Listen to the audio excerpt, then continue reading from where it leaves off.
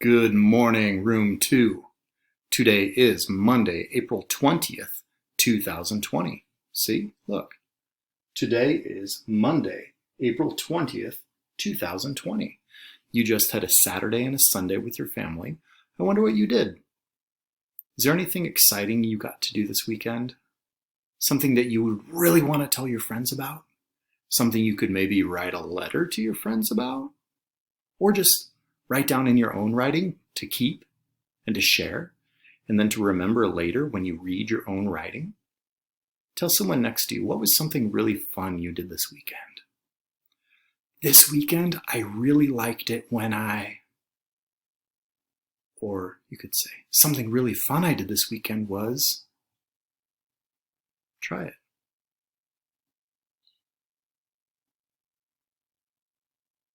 It's great to be able to tell people what you're thinking, and sometimes it really helps to have a sentence starter. It just kind of starts out your idea, and grown-ups, parents, that's something we can always help children do, is help them start their sentences. So just give them a couple words, and then all of a sudden, those ideas will just start coming out. Almost works every time. All right, let's check out what's on our daily schedule here. Word study. We're going to start a new kind of blend. Have you noticed something? We're actually building words. We're taking the different kinds of blends we've learned. R blends, L blends, digraphs, short vowel sounds, and we're building words. We're going to make them bigger and longer and more powerful. So we're going to learn a new blend today. It's called S blends. Follow with me over here. SC, sk, SK, sk, SL, sl, SM, sm, SN, sn, SP, sp, ST, st, SW, sw.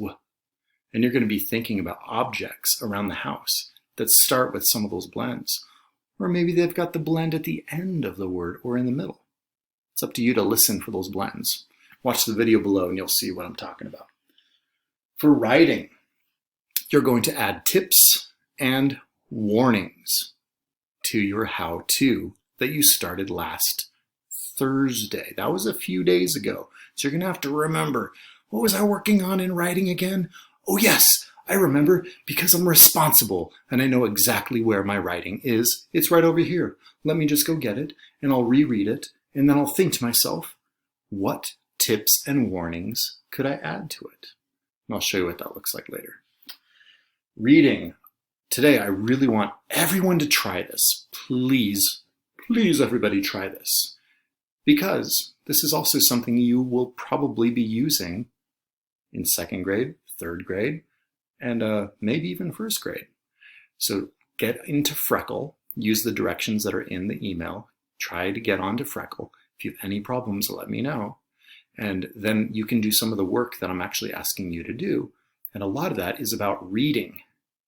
It's really important to read books that make sense to us and that are at our level. So check out Freckle for that. For math, we're going to look again at three-dimensional objects. Watch the video below for more information on that.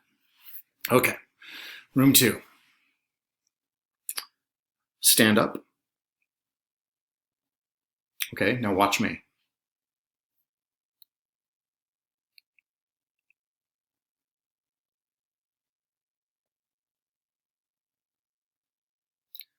How many of you sat down?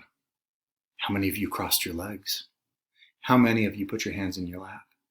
How many of you are looking at me right now and listening? How many of you are talking?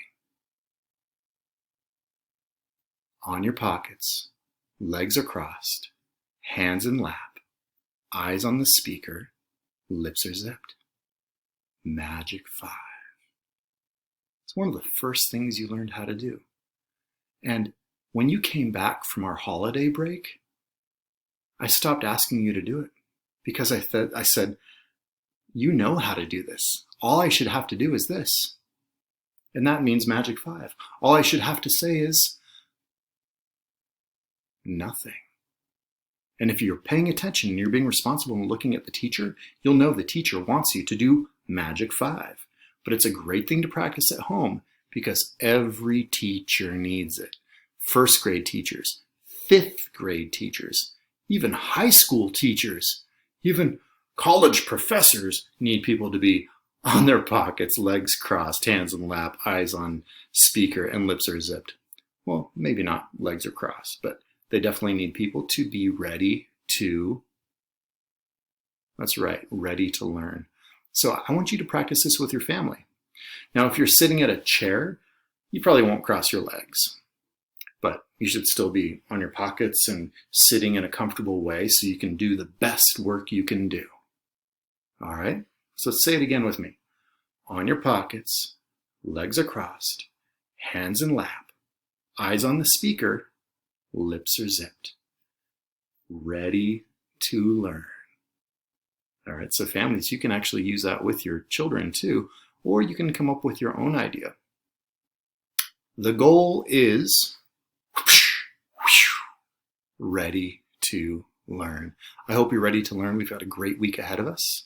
I miss you, and I can't wait to teach you. And I'm actually going to take some video right now. Look down there for the video about what you're going to learn this week. And we're going to keep building words. And oh my goodness, almost first graders. This is pretty exciting. All right, I hope you have a great Monday with your family. Bye-bye.